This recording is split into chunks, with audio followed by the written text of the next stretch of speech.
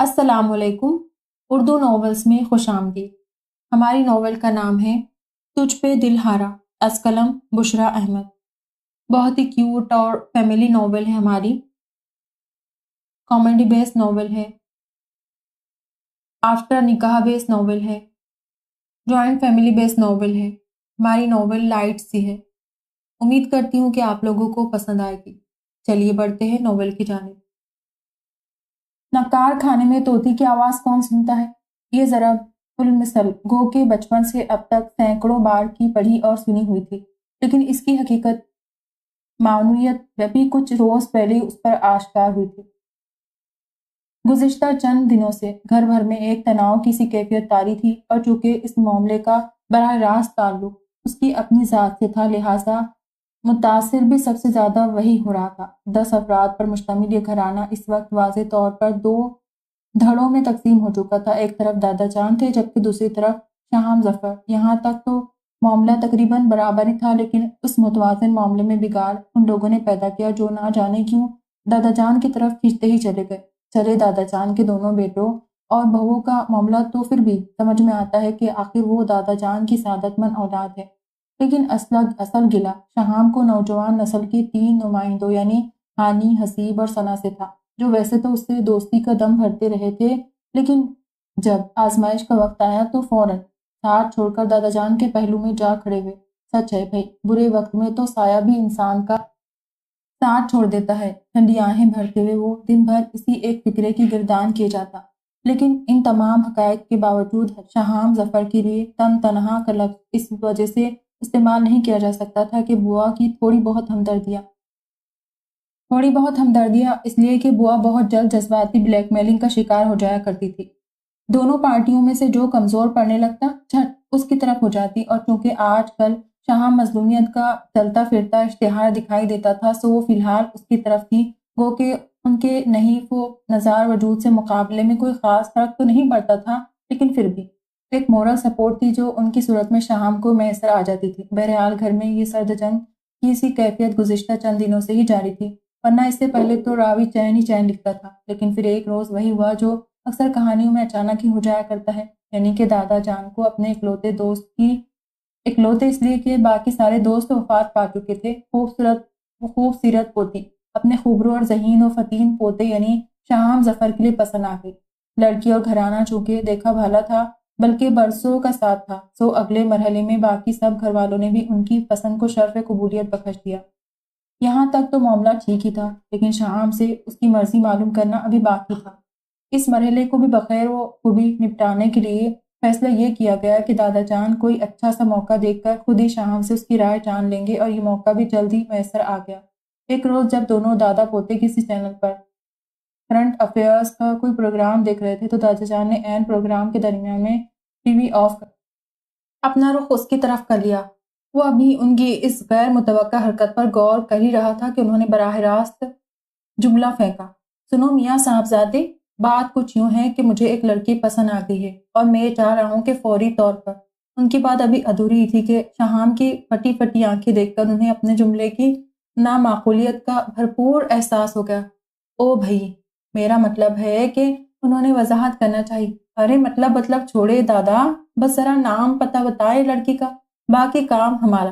ارے میں تو پہلے ہی کہتا تھا کہ آپ کی اداس اور ویران زندگانی بغیر دادی کے کیسے کٹے گی، یہ فیصلہ تو پہلے ہی کر لینا چاہیے تھا۔ لیکن ایک بات میں بتا رہا ہوں کہ شہ بالا میں ہی بنوں گا۔ لیکن دادا، آپ کہہ رہے ہیں کہ لڑکی پسند آ گئی ہے، باقی سب تو ٹھیک ہے، لیکن لڑکی آپ کے ساتھ کچھ سوٹ نہیں کرے گی۔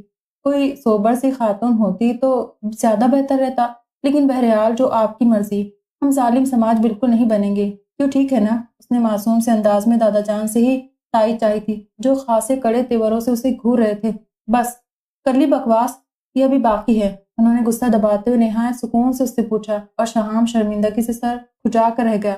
اب ذرا غور سے سنو، مجھے تمہارے لیے ایک لڑکی پسند آ گئی ہے۔ اس بار انہوں نے درست جملہ ادا کیا۔ تمہیں کوئی اعتراض تو نہیں؟ ساتھ ہی ساتھ اس کی رائے بھی مانگی۔ نہیں بھلا مجھے کیا اعتراض ہوگا، آپ ایک چھوڑ 10 لڑکیاں پسند کر لے۔ اس نے سعادت مندی کی حد کر دی۔ دادا جان کو اتنی آسانی سے اس کے راہ راست پر آ جانے کی امید نہیں تھی، فی الوقت اس کا اقرار سن کر ان کا چہرہ ایک دم سے کھل اٹھا۔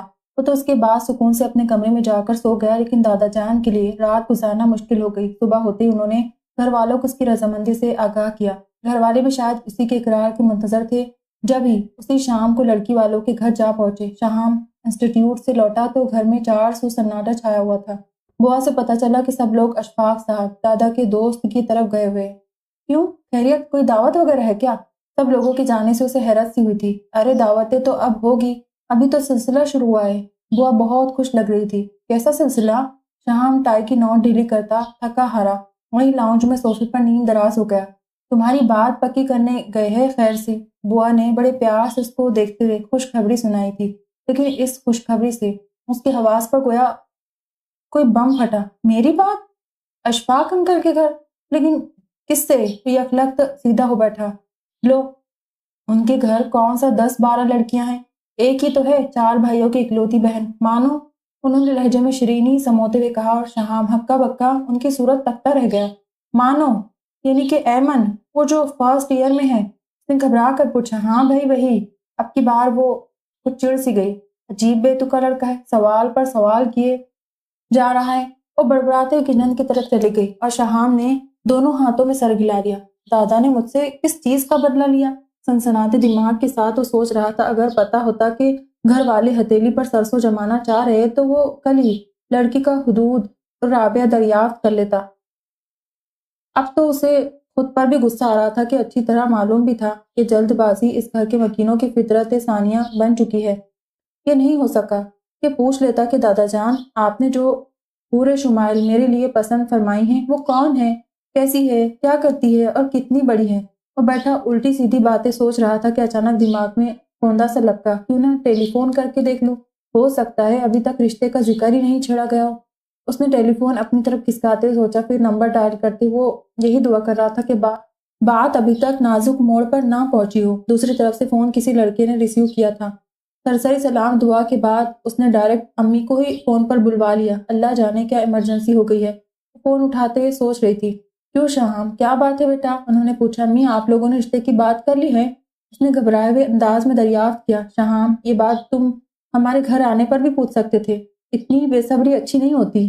امی نے آہستگی سے اسے جھاڑا۔ امی پلیز میرے رشتے کی بات مت کیجیے گا۔ اس نے امی کی بات نظر انداز کرتے لہجے میں ہر ممکن حد تک بے چارگی سموتے ہوئے کہا۔ کیا اول فول بک رہے ہو؟ ابا جان ابھی یہی بات کرے اور رات کو تمہیں بتایا تو تھا انہوں نے۔ امی کا لہجہ کافی حد تک دھیما ہو گیا، لیکن ان کے لہجے میں دبا غصہ وہ گھر بیٹھے بھی محسوس کر سکتا تھا۔ یہ تھوڑی بتایا تھا کہ فرسٹ ایئر اسکول سے میری شادی کر رہے، اور وہاں سے ہو گیا۔ اس کا فون ہے آمینہ؟ دوسری جانب سے آواز آئی تھی۔ شہام کا ہے، اس کی الماری کی چابیاں نہیں مل رہی، وہی پوچھ رہا ہے۔ امی بآواز بلند جواب دے کر پھر اس کی طرف متوجہ ہو گئی تھی۔ شہام، میں فون رکھ رہی ہوں۔ بالکل فضول لڑکی ہو تم، پریشان کر کے رکھ دیا، ابھی گھر آ کے بات کرتی ہوں تم سے۔ وہ بدستور خفگی سے اسے ڈپٹ رہی تھی۔ ان کے فون بند کرنے کے بعد شام کچھ دیر تک ریسیور ہاتھ میں پکڑے اسے گھورتا رہا، پھر پٹکنے والے انداز میں رکھ کر سر ہاتھوں میں تھام لیا۔ کوئی 2 گھنٹے بعد ان لوگوں کی واپسی ہوئی تھی اور اس نے یہ سارا عرصہ ٹہل ٹہل کر گزارا تھا۔ شدید غصے کی حالت میں وہ خیالوں ہی خیالوں میں ہر کسی سے جھگڑ چکا تھا، لیکن ہوا یہ کہ وہاں سے واپسی پر ہر شخص نے بلا توقف اس پر چڑھائی کر ڈالی، اور وہ جو پرزور صدائے احتجاج بلند کرنے کی سوچ رہا تھا بے بسی سے ان لوگوں کو دیکھ کر رہ گیا۔ دادا جان کو غصہ کم ہی آتا تھا، لیکن جب آتا تھا تو کسی کا لحاظ نہیں کرتے تھے۔ اب بھی وہ بلا دکان اسے سنا رہے تھے۔ کل میں نے جب تم سے ذکر کیا تھا تو اس وقت تو بڑا سر ہلا ہلا کر کہہ رہے تھے کہ کوئی اعتراض نہیں، اب کیا ہوا؟ انہوں نے کوئی 10ویں بار اس سے گرج کر پوچھا تھا۔ دادا جان، کل یہ تھوڑی بتایا تھا کہ کس کو پسند کیا ہے، وہ منمنایا۔ تو کل نہیں پوچھ سکتے تھے؟ وہ ایک بار پھر تیز ہوئے۔ مجھے کیا پتا تھا کہ سب اتنے بے تاب بیٹھے ہیں کہ آج ہی چل دیں گے۔ اب تو جو ہونا تھا وہ ہو گیا، میں بات کر آیا ہوں، کچھ عرصے میں وہ لوگ بھی جواب دے دیں گے۔ اب یا تو دعا کرو کہ انہیں تم جیسا نالائق لڑکا پسند ہی نہ آئے اور وہ خود ہی انکار کر دے، ورنہ اپنا ذہن تیار کر لو، تمہاری شادی وہی ہوگی، میں اپنی زبان سے نہیں پھروں گا۔ دادا جان تو یہ کہتے ہوئے اٹھ کر چلے گئے اور شہام سب کی شکلیں دیکھتا رہ گیا۔ باقی سب لوگوں نے بھی کچھ دیر تک وہیں بیٹھ کر اس کی تھوڑی بہت برین واشنگ کرنے کی کوشش کی، لیکن دادا کے چلے جانے کی وجہ سے وہ اپنے جارحانہ موڈ میں لوٹ آیا۔ تو اس کے تیور ملاحظہ کرتے ہوئے سب ہی ایک ایک کر کے اٹھ گئے۔ لاؤنج میں صرف وہی بیٹھا رہ گیا۔ اس کا ذہن دادا جان کی اسی بات میں اٹک کر رہ گیا کہ دعا کرو، انہیں تو تم جیسا نالائق لڑکا پسند ہی نہ ہے۔ فی الوقت وہ سوچ رہا تھا کہ اس کے شاندار تعلیمی کیریئر میں نالائکی کی گنجائش کہاں نکلتی ہے۔ ہر سال شاندار رزلٹ پر اشفاق صاحب سے بڑے فخر سے اپنے کندھے پر تھپکیاں وصول کرتے وہ سوچ بھی نہیں سکتا تھا کہ ایک دن وہ اپنی ہونہاری کے سبب ہی پھنسے گا۔ انکار کے چانسز بلا شبہ کم ہی تھے، لیکن امید پر دنیا قائم ہے کہ مصداق وہ حالات اپنے حق میں ہو جانے کی دعا کرتا اپنے کمرے میں چلا آیا۔ رات کے کھانے کا اس سے کسی نے نہیں پوچھا تھا اور اس نے بھی اپنے قل اللہ پڑھتی آنتوں کو نظر انداز کرتے ہوئے نیند کی آغوش میں پناہ لی۔ اگلے روز اس نے انسٹیٹیوٹ سے چھٹی کی تھی۔ 10 بجے تک وہ کسل مندی سے بستر میں پڑا رہا، جب گھر کے مختلف حصوں سے بلند ہونے والی آوازیں اور پکاریں مدھم پڑ گئے اور اسے یقین ہو گیا کہ سب لوگ معمول کے مطابق اپنے اپنے کاموں پر روانہ ہو چکے ہیں، تو اس نے بھی بستر چھوڑ دیا۔ خیال تھا کہ آرام اور سکون سے امی کو اپنا ہم نوا بنانے کی کوشش کرے گا۔ امی سے بات کرنے کا سب سے بہترین موقع یہی تھا کیونکہ اس وقت حسیب اور ہانی یونیورسٹی جبکہ ثنا کالج جا چکی ہوتی تھی۔ چچی بھی جاب کرتی تھی۔ دادا جان یہ سارا وقت اپنے کمرے میں گزارتے تھے، جبکہ ابو اور چچا آفس چلے جاتے تھے۔ تو اس وقت تو اپنے لیے غنیمت جانتے ہوئے شہام دبے پاؤ کچن میں آیا، جہاں امی بوا کے ساتھ محو گفتگو تھی۔ کام کرنے والی ماسی بھی برتن دھوتے ہوئے ان کی باتوں میں لقمے دیتی جا رہی تھی۔ اس کو کچن کے دروازے پر نمودار ہوتے دیکھ کر تینوں خواتین نے اپنی گفتگو کا سلسلہ عارضی طور پر ختم کر دیا۔ امی اس کے لیے ناشتہ بنانے کو اٹھ کھڑی ہوئی۔ جتنی دیر میں امی نے ناشتہ بنایا اتنی دیر وہ تانے بانے بنتا رہا کہ کیسے وہ اپنا مقدمہ پیش کرے کہ امی کا دل فوراً پسیج جائے۔ ناشتے سے فارغ ہوتے ہی وہ انہیں بازو سے پکڑ کر ان کے کمرے میں لے آیا۔ امی کو بیڈ پر بٹھا کر وہ ان کے نزدیک ہی فلور کشن گھسیٹ کر براجمان ہو گیا۔ امی پلیز کچھ کرے، اس نے لہجہ حتم الامکان ایسا رکھا تھا کہ انہیں اس پر ترس آ جائے، اور ہوا بھی یہی۔ امی نے بڑے پیار سے اپنے بیٹے کی کشادہ پیشانی پر آئے ہوئے بال سمیٹے تھے۔ کیا کروں میرے چاند؟ لہجے میں خاصی نرمی تھی۔ امی میرے ساتھ ظلم ہو رہا ہے، اس نے اطلاع دینے کی کوشش کی تھی۔ تم کیوں ایسا سمجھ رہے ہو شہام؟ بڑوں کے فیصلوں پر بھروسہ کرتے بیٹا، انہوں نے چمکارتے ہوئے کہا۔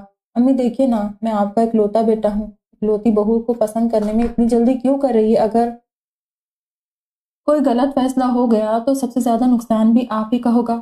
اس نے سارے قصے سے اپنی ذات کو الگ کر کے انہیں ورگلانے کی کوشش کی۔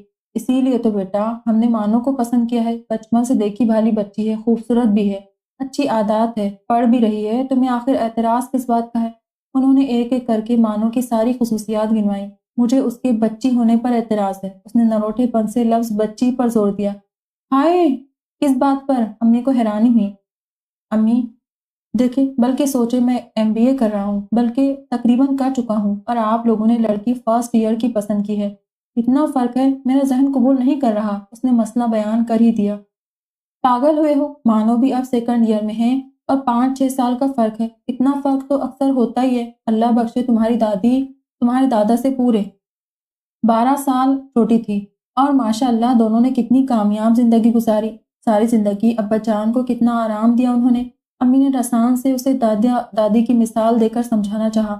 چھوٹی تھی نا، دادا کے دباؤ میں آ کر ان کی ہر جائز ناجائز بات مانتی چلی گئی، بالکل بگاڑ کر رکھ دیا دادا جان کو۔ تو مرحومہ دادی سے بھی شکوہ ہوا۔ شہام بہت بد تہذیب ہو گئے ہو، دادا دادی کے متعلق ایسے بات کرتے ہیں؟ انہوں نے ڈپٹا۔ بالکل صحیح کہہ رہا ہوں امی، اب دیکھیں ذرا، دادا کی نظر میں آپ کی رائے کی کوئی حیثیت ہی نہیں۔ بہو پسند کرنے کا حق تو آپ کا ہے نا، وہ کیوں اپنی مرضی کر رہے ہیں؟ اب وہ سسر اور بہو میں اختلافات پیدا کرنے کی آخری کوشش کر رہا تھا، لیکن اب امی کی برداشت کی حد ختم ہو گئی۔ انہوں نے سنجیدگی سے اسے گھورا اور پھر بغیر کوئی بات کیے دوبارہ کچن میں چلی گئی، اور وہ ایک بار پھر تنہا بیٹھا غور و فکر کرنے میں مشغول ہو گیا۔ اور پھر اکثر ایسی محفلیں جمنے لگی جن میں کبھی وہ دادا کو پکڑے بیٹھا ہوتا تو کبھی ابو کو قائل کرنے کی کوشش میں لگا رہتا، کبھی نوجوان پارٹی کو دکھڑے سناتا تو کبھی بوا کو ہی لے کر بیٹھ جاتا۔ لیکن آہستہ آہستہ سب لوگ کچھ ایسے عادی ہو گئے اس کے خیال میں جھٹ کہ ادھر وہ بات شروع کرتا، ادھر امی کو یہ مسئلہ یاد آ جاتا کہ شکیلہ باجی کی بیٹی کی شادی ہے، اس کو شادی پر کیا تحفہ دیا جائے۔ دادا کو اکثر جوڑوں کے درد کی دوا لینے کے لیے کسی نئے حکیم کے پاس جانے کا خیال آ جاتا۔ ابو اپنی فائلیں کھول لیتے، چچا چچی آرام کرنے چلے جاتے، اور ساری صورتحال سے لطف اٹھانے کو نوجوان پارٹی رہ جاتی، جو فکرے چست کرتے اور کہہ لگاتے رہتے، اور ان کے ہر کہہ کے ساتھ شہام ظفر کا خون کھول کر رہ جاتا۔ وہ تینوں اس وقت ہانی کے کمرے میں بیٹھے تھے اور گزشتہ 1.5 گھنٹے سے ہانی کے دھواں دھار عشق کی داستان سن رہے تھے، جس میں وہ پچھلے 8 ماہ سے گرفتار تھا۔ صوفیہ اس کے ماموں کی بیٹی تھی، ویسے تو بچپن کا ساتھ تھا، لیکن اسے کچھ عرصہ پہلے اندازہ ہوا تھا کہ اس کے دل کی دنیا کچھ بدلنے لگی ہے۔ غالباً صوفیہ سے بڑی کرن آپی کی شادی کے دوران یہ انکشاف پہلی بار اس کا ہوا تھا کہ وہ صوفیہ کی سنہری زلفوں کا اسیر ہوتا جا رہا ہے۔ راہ میں بظاہر کوئی رکاوٹ بھی نہیں تھی، لہٰذا رفتہ رفتہ یہ احساس پسندیدگی محبت میں ڈھلنے لگی، اور آج کل بقول حسیب عشق کی حدود میں داخل ہو چکا تھا۔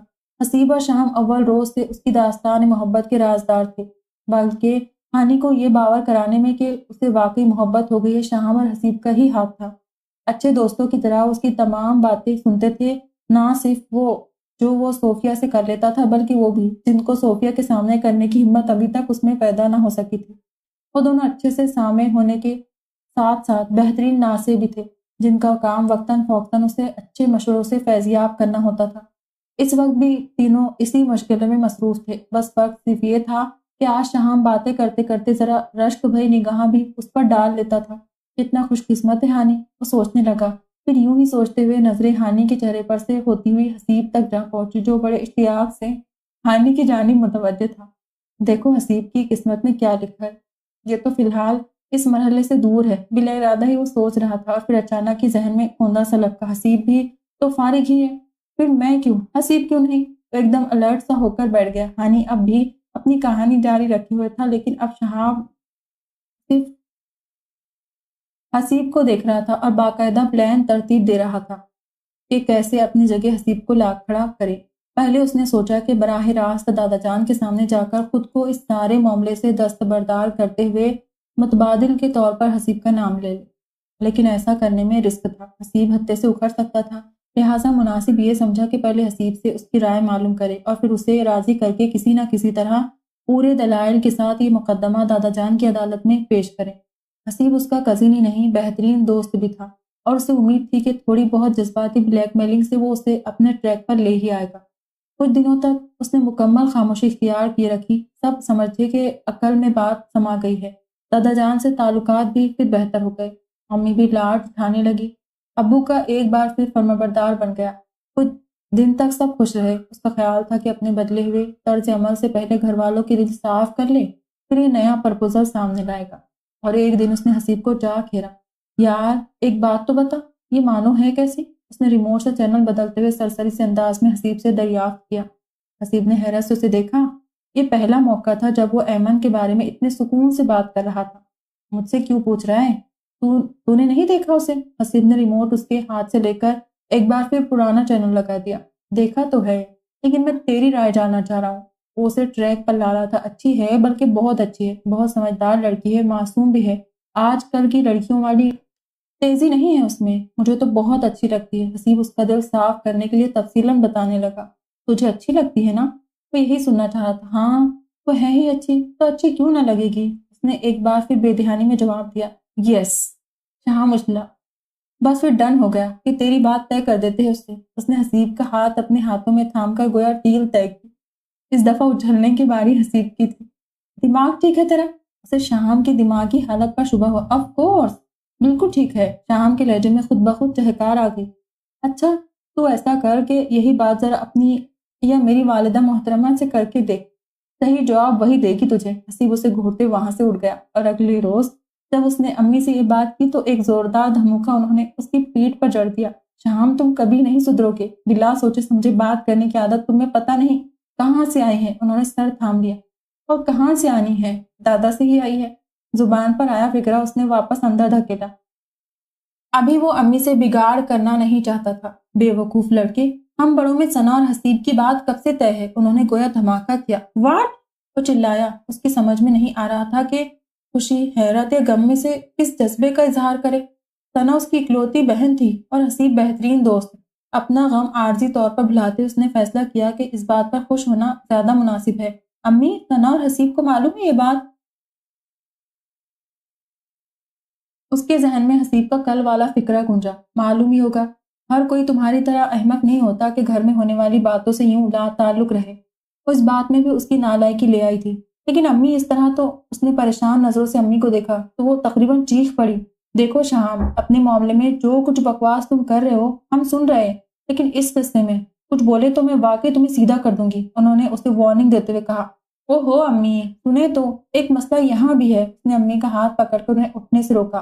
اس طرح تو مجھے اس احمق حسیب کی عزت کرنی پڑ جائے گی۔ اس نے فکرہ مکمل کیا۔ اس کے لہجے میں موجود شرارت محسوس کر کے امی بھی اپنا غصہ بھول کر ہنس دی۔ شاہی، مصطفیٰ چچا آئے ہیں۔ ثنا نے عجلت بھرے انداز میں اس کے کمرے میں جھانک کر اسے ایمن کے والد کی آمد کے متعلق بتایا۔ کیوں آئے ہیں؟ تیکھے تیوروں سے پوچھا۔ اب اس بے مقصد سوال کا کیا جواب دوں؟ ثنا جاتے جاتے رک گئی۔ کون کون آیا ہے؟ بیزار لہجے میں دوسرا سوال کیا۔ مصطفیٰ چاچو، فراز بھائی اور آنٹی ہے، 2-4 اور بندے بھی لے آتے۔ وہ بدمزہ ہوا۔ ثنا اسے ملامتی نظروں سے دیکھ رہی تھی۔ اب کھڑی کیوں ہو؟ جاؤ یہاں سے۔ اسے ہنوز وہیں براجمان دیکھ کر شہام جھنڈایا۔ امی کہہ رہی ہے کہ ذرا ڈرائنگ روم میں تشریف لے آئیں۔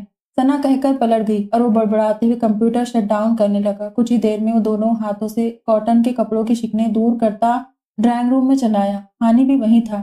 دادا جان کی نظر اس کے حلیے پر پڑی تو پہلو بدل کے رہ گئے۔ بالوں میں محض انگلیاں پھیر کر کام چلا لیا گیا تھا، کنگھی تک کرنے کی زحمت نہیں کی گئی تھی۔ کپڑے بھی شکن آلود تھے۔ اس کے برعکس ہانی صاف ستھرے کپڑوں میں خاصا تہذیب یافتہ لگ رہا تھا۔ دادا جان کو جی بھر کر تاؤ آ رہا تھا، لیکن فی الوقت برداشت کرنے پر مجبور تھے۔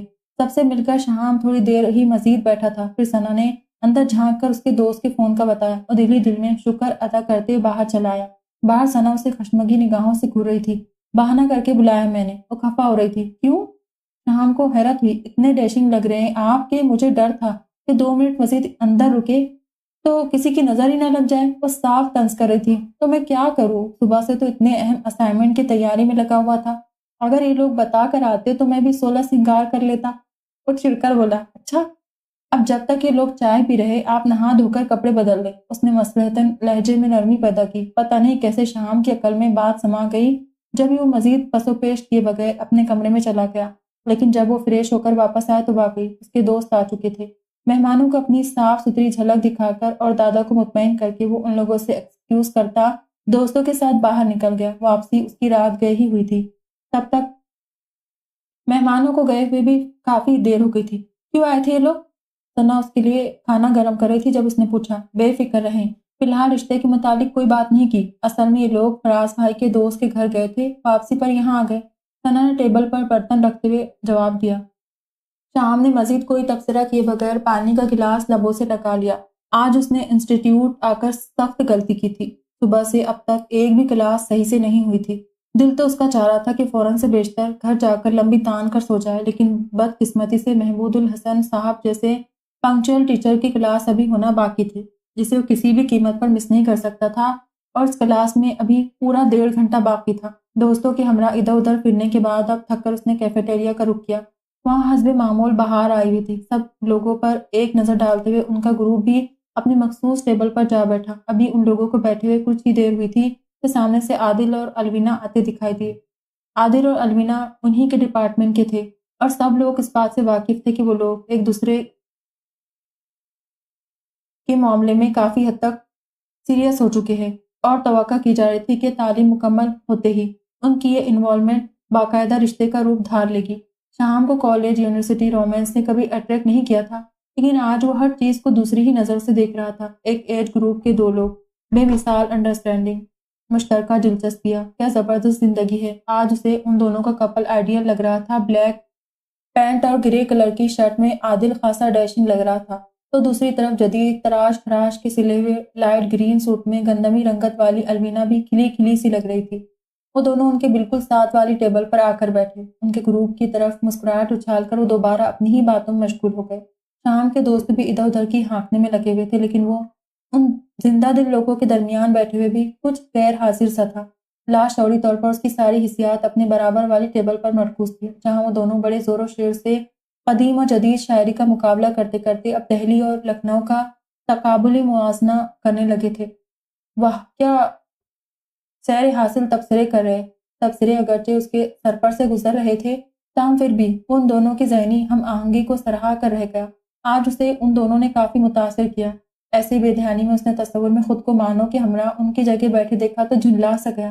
کتنا احمق لگوں گا نا میں اس کے ساتھ کوئی سنجیدہ بات کرتے ہوئے، نہ جانے کہ اس نے خود ہی فرض کر لیا تھا کہ کم عمری کی وجہ سے اس کے اور ایمن کے مابین کبھی ذہنی ہم آہنگی پیدا نہ ہو سکے گی۔ بہرحال شام کو گھر آ کر اس نے حسیب اور ہانی کو سارے دن کی روداد بما اپنے احساسات سنائی تھی، جسے سن کر وہ دونوں ہی سر پیٹ لیے۔ تیرے نزدیک اصل مسئلہ صرف یہی ہے نا کہ ایمن کم عمر ہے؟ حسیب نے پوچھا۔ یہ صرف نہیں ہے۔ وہ اپنے مسئلے کو کم اہمیت دینے پر چڑھ گیا۔ اچھا چل، بہت بڑی بات ہے، لیکن اس سے کیا فرق پڑتا ہے؟ ہانی نے سمجھانا چاہا۔ بہت فرق پڑتا ہے، وہ بضد تھا۔ تو اس کا مطلب ہے کہ تو بڑی عمر کی لڑکی سے شادی کرنا چاہتا ہے؟ حسیب نے پھر سوال کیا۔ شہام چپ رہا۔ پھر تو ایسا کر یار کہ سائمہ باجی سے شادی کر لے۔ اس سال پورے 32 برس کی ہو جائے گی۔ اس نے چڑھ کر شہام کی خالہ زاد کا نام لیا، جو ہر رشتے کو اپنے معیار سے کم گردانتے ہوئے تاحال غیر شادی شدہ زندگی گزار رہی تھی۔ آزادی نسواں کی علم بردار نیز خاصی ہٹلر مزاج خاتون تھی۔ اڑا لو میرا مذاق۔ شہام خفا ہونے لگا۔ بالکل صحیح کہہ رہا ہے حسیب۔ 13-14 طبق اسی صورت میں روشن ہوں گے جب صبح کی ابتدا شیلے کیٹس اور بائرن سے ہوگی۔ دوپہر کو یلدرم کے منتخب افسانے ڈسکس کرنے پڑیں گے۔ شام ڈھلے کرشن چندر اور ٹیگور کی تخلیقات کا جائزہ لینا پڑے گا، جبکہ رات کو البرٹ کامیو، ٹاسٹائی، نیکسم گور کی پراظہار خیال کرنے کے بعد جب تو رات کو سلیپنگ پلس لے کر سویا کرے گا تو ایمان سے کیا سہانے خواب آئے گے۔ ہانی نے اس کے مستقبل کا خوفناک نقشہ کھینچا۔ اور جب سنڈے کو تیری خواہش ہوگی کہ بیگم کے ہاتھ کے بنے مزیدار نرگسی کوفتے کھانے کو ملے تو بیگم صاحبہ بڑی تشویش سے دیکھے گی کہ ان کے شوہر کو یہ غیر انٹلیکچوئل قسم کے شوق کب سے لاحق ہونے لگے۔ پھر بڑے مزے سے یہ کہہ کر تیرا منہ بند کروا دیا جائے گا کہ نرگسی کوفتے پھر کسی دن کھانا، آج تو میں نے مائیکل مور کی اسٹوپڈ وائٹ مین پڑھنی ہے۔ یا پھر یہ ارشاد ہوگا کہ اوہ نو، آج کا دن تو ہیلری کلنٹن کی مائی لیونگ ہسٹری کے لیے مخصوص ہے۔ وہ دونوں سراسر مذاق اڑا رہے تھے۔ شہام وہاں سے واک آؤٹ کرنے ہی لگا تھا کہ حسیب نے اس کا ہاتھ پکڑ کر پھر بٹھا لیا۔ اچھا چل، یہ سب باتیں چھوڑ، تو ہانی کو دیکھ ذرا، کیسے صوفیہ کے عشق میں ڈوبا ہوا ہے۔ بالکل بے وقوف سی لڑکی ہے، لیکن اسے ساری دنیا سے زیادہ اچھی لگتی ہے۔ حد ادب لڑکے، اگرچہ بات تمہاری درست ہے، لیکن پھر بھی گفتگو میں احترام کو ملحوظ خاطر رکھا جائے۔ ہانی نے بظاہر اتنی سنجیدگی سے یہ بات کہی کہ حشام کے ہونٹوں پر ذرا سی مسکراہٹ ابھری تھی، جو فوراً ہی معدوم ہو گئی۔ صوفیہ واقعی بے وقوفی کی حد تک سادہ سی لڑکی تھی۔ اس بات کا گواہ تو وہ خود بھی تھا۔ ایک بار وہ شہام سے نسیم حجازی کا ناول لے کر گئی تھی۔ ناول اسے اتنا پسند آیا کہ ہر دوسرے دن فرمائش کرتی تھی کہ شاہی بھائی، ثنا اسے شاہی کہتی تھی تو اس کی دیکھا دیکھی صوفیہ نے بھی اسے اس نام سے پکارنا شروع کر دیا تھا۔ پلیز ایک ناول اور لا دے۔ اور پھر ایک دن ایک ایک کر کے کوئی 5 ناول پڑھ چکنے کے بعد ایک دن بڑے جذب اور احترام سے آنکھیں بند کر کے اس نے کہا تھا، میں تو امپریس ہو گئی ہوں نسیم حجازی سے، اتنا زبردست لکھتی ہے، میری تو فیورٹ رائٹر بن گئی ہے۔ اس روز کا واقعہ یاد آیا تو ایک بار پھر مسکراہٹ اس کے ہونٹوں پر رنگ گئی۔ لیکن یہ ہانی کے اپنے دل کی مرضی ہے نا، کوئی زور زبردستی سے تو اس کے سر پر مسلط نہیں کی گئی۔ وہ پھر بھی اپنے موقف سے دستبردار ہونے کو تیار نہیں تھا۔ موضوع گفتگو بہرحال بدل گیا، تو اس نے بھی توجہ دوسری طرف مبذول کروا لی۔ شہام، آج جلدی گھر آ جانا۔ امی نے ناشتے کی میز پر چائے لا کر رکھتے ہوئے اس سے کہا۔ کیوں؟ چائے کا کپ اپنی طرف کرتے ہوئے اس نے استفہامیہ انداز میں ان کی طرف دیکھا۔ مصطفیٰ بھائی کا فون آیا تھا، کل رات کو کہہ رہے تھے کہ آج شام کو وہ سب لوگ آئیں گے۔ امی نے بتایا تو ہونٹوں کی طرف جاتا کپ محض 2 انچ کے فاصلے سے واپس ٹیبل پر آ گیا۔ شہام، میں کچھ کہہ رہی ہوں تم سے۔ اسے ہنوز خاموش دیکھ کر امی نے پھر اسے یہی مخاطب کیا۔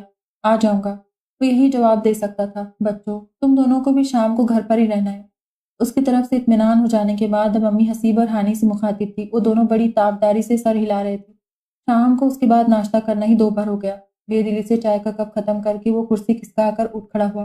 سارا دن بیزار شکل بنائے کلاسز اٹینڈ کرنے کے بعد جس وقت وہ گھر پہنچا تو مہمانوں کی آمد کے انتظامات تقریباً مکمل ہی تھے۔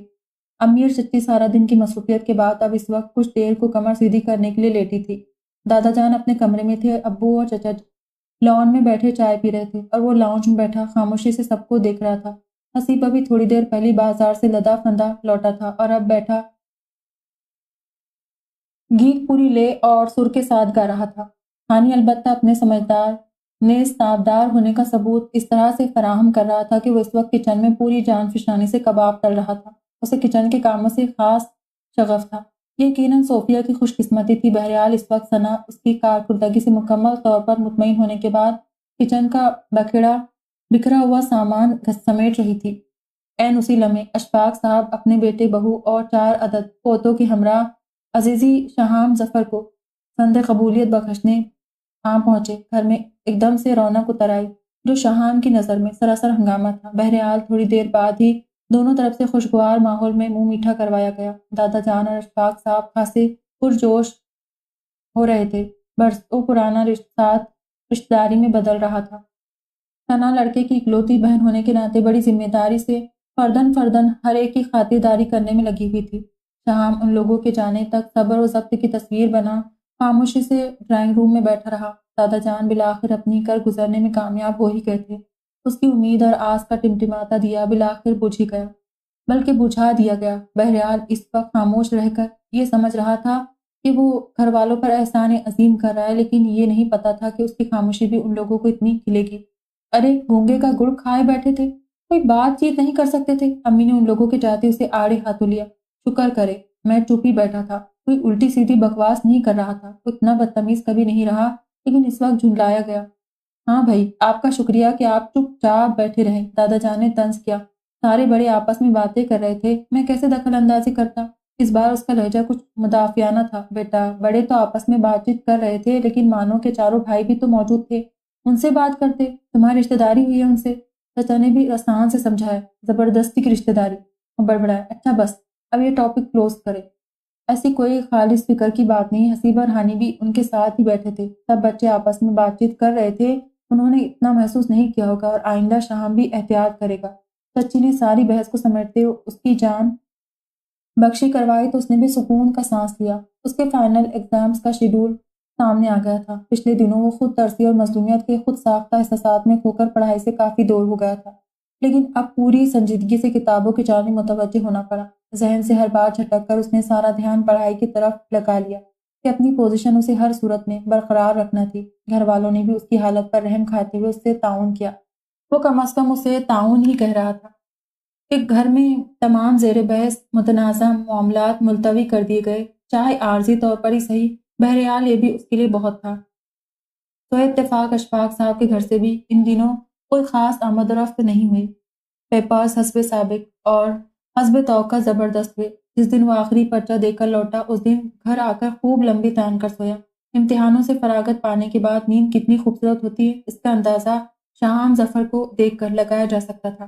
بہرحال اس کے لیے راوی آج کل چین ہی چین لکھ رہا تھا، لیکن ہونی کو کون ٹال سکتا ہے کہ مزدار ایک دن بیٹھے بٹھائے اشفاق صاحب کو انجائنا کا ہلکا سا اٹیک ہو گیا، اور وہ یہ سوچ رہا تھا کہ انہوں نے اتنے دن صبر کیسے کر لیا۔ بہرحال وہ ان کی ٹائمنگ کو سراہے بغیر نہ رہ سکا۔ اٹیک نہایت معمولی سے تھا، لیکن ہر ذمہ دار دادا کی طرح ان کی بھی راتوں کی نیندیں یہ سوچ کر اڑ گئی کہ ان کے بعد ان کی پوتی کا کیا بنے گا، نیز یہ کہ انہیں اپنی زندگی میں ہی اکلوتی پوتی کی خوشیاں دیکھ لینا چاہیے۔ کیونکہ دادا کے گہرے دوست تھے، لہٰذا ان کے اس جذباتی واولے نے دادا کے دل پر گہرا اثر کیا۔ دراصل دادا ہر کسی کے لیے اپنے دل میں نرم گوشہ رکھتے تھے، سوائے اس کے۔ بہرحال دونوں بزرگوں نے اسپتال کے کمرے میں ہی ہنگامی میٹنگ کی، جس میں یہ فیصلہ کیا گیا کہ فی الحال پہلے مرحلے میں شہام اور مانو کا نکاح کر دیا جائے، اور پھر دوسرے مرحلے میں شہام کے پریکٹیکل لائف میں سیٹ ہو جانے کے بعد باقاعدہ رخصتی کر دی جائے گی۔ بقول دادا جان، کرنے کو تو ہم ابھی نکاح کے ساتھ رخصتی بھی کروا سکتے تھے، لیکن تمہیں پریشانی سے بچانے کی خاطر محض نکاح کا ارادہ کیا ہے۔ واہ، یہ بھی خوب رہی، یعنی ایک اور احسان۔ وہ تلملایا۔ جی تو کر رہا تھا کہ ذرا پوچھے کہ محترمہ مانو کے ایک عدد جوان جہان باپ اور 4 عدد نوجوان بھائیوں کے ہوتے ہوئے اس کے دادا کو اپنی پوتی کے مستقبل کی اتنی فکر کیوں ستا رہی ہے؟ لیکن وہ صرف سوچ سوچ کے کڑتا رہا، اور یوں اس کے نکاح کی تیاریاں شروع ہو گئی۔ نکاح کیا تھا؟ یوں لگ رہا تھا جیسے پوری شادی ہو رہی ہو۔ خواتین کو تو صرف موقع ملنے کی دیر ہے۔ امی، ثنا اور چچی کے بازاروں کے چکر جو شروع ہوئے تو ختم ہونے میں ہی نہیں آ رہے تھے۔ ساتھ میں بطور ڈرائیور کبھی ہانی کی ڈیوٹی لگتی تو کبھی حسیب یہ فریضہ انجام دے رہا تھا۔ شہام البتہ پہلو بچا جاتا، لیکن بازاروں سے واپسی پر اسے ایک ایک چیز دکھائی جاتی، بلکہ رائے طلب کی جاتی۔ دیکھنا تو شہام، یہ سوٹ کیسا ہے؟ مانو کیسے لگے گی اس میں؟ چچی نے ایک روز لائٹ گرین کلر کا خوبصورت سا کامدار انار کلی فراک اس کے سامنے پھیلا کر رائے مانگی۔ ایما کی لگے گی، وہ بڑبڑایا۔ کیا کہہ رہے ہو؟ ذرا اونچا بولا کرو۔ امی کو چونکہ اس کی بات سمجھ میں نہیں آئی تھی اس لیے اسے گھرکا۔ امی وہ ڈل گولڈن لہنگا کافی خوبصورت لگ رہا تھا، وہی لے لیتے۔ ثنا فراق پر ناقدانہ نظر ڈال کر کچھ سوچتے ہوئے بولی، ارے نہیں، اتنا بھاری کام تھا، بچی تو بالکل دب کر رہ جاتی۔ امی نے بچی کہہ کر اس کی دکھتی رگ پر انگلی رکھ دی اور بیزاری سے اٹھ کھڑا ہوا۔ وہ بھی لاؤنج میں داخل ہوا تھا۔ حسیب اور ہانی پہلے وہاں مراجمان تھے۔ موضوع گفتگو نہ جانے کیا تھا، لیکن اس پر نظر پڑتے ہی دونوں کی نہ رکنے والی ہنسی شروع ہو گئی۔ کیوں؟ کیا پاگل ہو گئے ہو؟ وہ صوفے پر گرنے والے انداز میں بیٹھتے ہوئے بولا، یار قسم سے تو اتنی افسردہ شکل بنائے پھر رہا ہے کہ جیسے تیری ہیروئن سے تیرے رقیب کی شادی ہو رہی ہو۔ ہانی نے اس کا پھولا ہوا چہرہ دیکھ کر مذاق اڑایا۔ ہاں، ایسے نصیب کہاں ہمارے کہ ہمارا بھی کوئی رقیب ہوتا۔ اس نے ٹھنڈی آہ بھری۔ ویسے یار ذرا فرض کر کے اگر تیرا کوئی رقیب ہوتا تو کیا کر لیتا؟ حسیب بھی شامل گفتگو ہوا۔ میں کیا کرتا؟ بھاگ بھاگ کر اس کی شادی کے انتظامات کرتا۔ کتنا خوبصورت ہوتا سب کچھ۔ اتنے خوش کن مفروضے سے ہی اس کا موڈ بحال ہو گیا تھا۔ تم لوگ فارغ بیٹھے ہو؟ دادا جان ان کو دیکھ کر وہیں چلے آئے۔ ہانی، میں نے تم سے ایک کام کہا تھا۔ انہوں نے جواب کا انتظار کیے بغیر ہی اگلا سوال کیا۔ کون سا دادا جان؟ آپ نے تو صبح سے مجھے کوئی 10 کام کہے ہیں، کارڈز چھپنے کے لیے بھجوا دیے، کل صبح دے آؤں گا۔ یار تھوڑے سے دن رہ گئے اور تم لوگوں کی سستی ختم نہیں ہو رہی۔ شہام سہانا تصور ٹوٹنے پر کچھ بدمزہ ہوا۔ دادا جان، یہ کارڈ چھپوانے کی کیا ضرورت ہے؟ ہلکی پھلکی رسم ہی تو ہے۔ حسیب نے گویا شہام کی دل کی بات کہہ ڈالی۔ بس یار، یہ تمہاری ماؤں کی خواہش تھی، پہلی پہلی خوشی ہے گھر کی، اسی لیے میں نے بھی کہا کہ جو جی میں آئے کر لے۔ دادا جان تو آج کل حاتم تائی کو بھی مات دے رہے تھے۔ اچھا خیر، پہلی فرصت میں کارڈ والے کے پاس چکر لگا لینا۔ وہ ایک بار پھر یاد دہانی کراتے ہوئے اٹھ کھڑے ہوئے۔ ان کے جاتے شام کے لبوں سے سرد آہ برآمد ہوئی تھی۔ او بس کر یار، تیری یہ ٹھنڈی آہیں مجھے فریز کر دے گی۔ ہانی اس کے قریب سے اٹھ کر ذرا فاصلے پر بیٹھ گیا۔ گزشتہ چند روز خاصے ہنگامہ خیز رہے۔ خاندان بھر کی لڑکیاں سر شام اکٹھی ہو جاتی اور پھر ڈھولکی کی تھاپ پر بے سرے گیتوں کا سلسلہ شروع ہو جاتا جو رات گئے تک جاری رہتا۔ امی اور بوا نہال ہوتی رہتی کہ گھر میں کتنی رونق لگی ہوئی ہے، یہ اور بات کہ یہ رونق شہام کے نزدیک نری درد سری تھی۔ بہرحال انہی ہنگامہ خیزیوں کے بعد آج وہ مبارک دن آ گیا تھا جس کے لیے کئی ہفتوں سے تیاریاں کی جا رہی تھی۔ شام کے لیے امی نے بہت خوبصورت سا 2 پیس بنوایا تھا۔ اگرچہ وہ مکمل طور پر بے دلی سے تیار ہوا تھا لیکن پھر بھی خاصا زبردست لگ رہا تھا۔ اس کا اندازہ اسے لوگوں میں اپنی طرف اٹھتی نظروں سے ہو رہا تھا۔ ایمن انگوری کلر کے انارکلی فراک اور چوڑی دار پاجامے میں ملبوس تھی۔ وہ کیسی لگ رہی تھی؟ اس کی طرف شہام نے قطعی توجہ نہ دی۔ اس کے پہلو میں بیٹھی وہ خاصی نروس ہو رہی تھی۔ اس کا اندازہ شام کو اس کے ہلکے ہلکے لرزتے ہاتھوں کو دیکھ کر ہو رہا تھا۔ نم ہتھیلیوں کے درمیان رکھا ٹشو بار بار مسل رہی تھی۔ شام کو اس پر ترس آیا۔ اسٹیج پر موجود دونوں طرف کی ینگ جنریشن جس قسم کی فکرے بازی کر رہی تھی اس پر اس کا نروس ہونا لازمی امر تھا۔ لیڈیز اینڈ جنٹلمین، کل مسز شہام ظفر ایک زبردست سا ڈنر دے رہی ہے، لہٰذا سب کے لیے دعوت عام ہے۔ ایمن کی کزن میں سے ایک نے بآواز بلند اعلان کیا تھا اور اس اعلان کے بعد مسز شہام ظفر کو ماتھے پر چمکتے پسینے کے قطرے ٹشو پیپر سے صاف کرنے پڑے تھے۔ کئی دوسرے لوگوں نے بھی اس پر محل اناؤنسمنٹ پر اناؤنسر کو داد دیتی نظروں سے دیکھا تھا۔ اگر اس ڈنر میں مسٹر شہام ظفر آنا چاہے تو ہانی کی بھی رگیں پھڑکی۔ موسٹ ویلکم، لیکن اس صورت میں بس یہ ہوگا کہ بل بھی مسٹر شہام ظفر کو ہی پے کرنا ہوگا۔ لیکن ڈنر تو مسز شہام ظفر کی جانب سے ہے۔ ہانی نے احتجاج کرنا چاہا۔ وہ تو ہے لیکن مشرقی مسز اپنے مسٹر کی موجودگی میں بل خود پے کرے یہ ممکن نہیں۔ وہ لڑکی بھی اپنے نام کی ایک تھی۔ اب دونوں طرف سے پرزور بحث شروع ہو چکی تھی، ایسی بحث جس میں فکرے کم اور قہقہے زیادہ تھے۔ ماحول خاصا خوشگوار ہو گیا تھا جس کا اثر شام کے مزاج پر بھی پڑا۔ وہ کوفت اور بیزاری جو کئی دنوں سے اس کے چہرے کا لازمی حصہ بن چکی تھی اس وقت اس میں خاطر خواہ کمی آ گئی تھی۔ بہرحال بخیر و خوبی فنکشن نمٹ گیا۔ پھر بھی کئی دنوں تک گھر میں یہی موضوع زیر بحث رہا۔ مووی اور تصویریں بار بار دیکھی اور دکھائی جاتی رہی۔ ساتھ ساتھ تبصرے بھی جاری رہتے جو شام کو تبصرے کم اور ایمن کی قصیدہ خوانی زیادہ محسوس ہوتے۔ اتنی پیاری لگ رہی ہے ہماری بہو، بوا فخریہ لہجہ میں کہتی۔ ہاں تو اور کیا، ماشاءاللہ لاکھوں میں ایک ہے۔ امی بھی جھٹ تائید کر دی۔ میری فرینڈز کو تو مانو کی ہائٹ بہت پسند آئی ہے، کہہ رہی تھی کہ تمہارے بھائی کے ساتھ تو کوئی چھوٹے قد والی سوٹ نہ کرتی۔ ثنا اس قصے میں بھلا کیسے پیچھے رہ جاتی؟ یہ تو ہے، اور ابھی تو دیکھنا بڑھتی عمر ہے، 2-4 سالوں میں اور قد نکال لے گی۔ بوا بیچاری در پردہ اسے مطمئن کرنا چاہتی تھی، لیکن اکثر عمر کا ذکر لے آتی جس پر وہ ٹھنڈی سانس بھر کر رہ جاتا۔ بہرحال ایک کمپرومائز تھا جو وہ نکاح کی صورت میں کر چکا تھا، اب اسے بہرحال نبھانا تو تھا، سو وہ اپنے آپ کو اس ساری صورتحال میں ایڈجسٹ کرتا چلا گیا۔ انہی دنوں اس کا رزلٹ بھی نکل آیا، حسب معمول اور حسب توقع زبردست گریڈ تھا۔ رزلٹ کے آنے کے بعد اس نے کچھ دوستوں کے ساتھ مل کر اسکالرشپ کے لیے اپلائی کیا، اور قسمت کا کرنا یہ ہوا کہ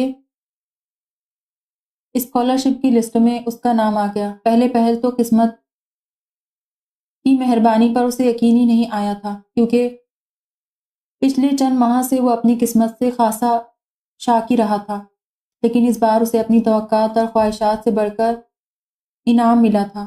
دادا جان سمیت سب لوگ اسے بار بار جتا رہے تھے کہ بزرگوں کا کہا ماننے کا صلہ ملا ہے، بلکہ بوا نے تو اس کی اس کامیابی کا سرا بھی ایمن کے ساتھ نکاح سے ملا لیا تھا۔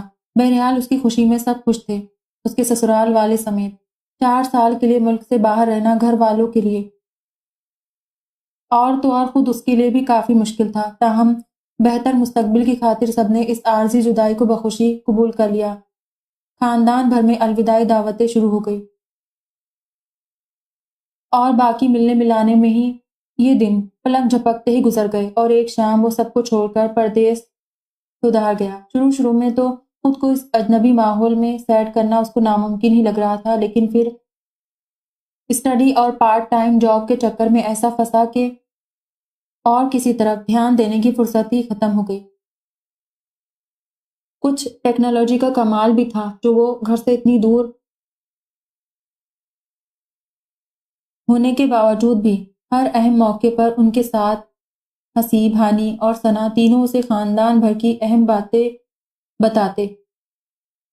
ثنا کا من پسند ٹاپک ایمن مصطفیٰ کی ذات بھی تھی۔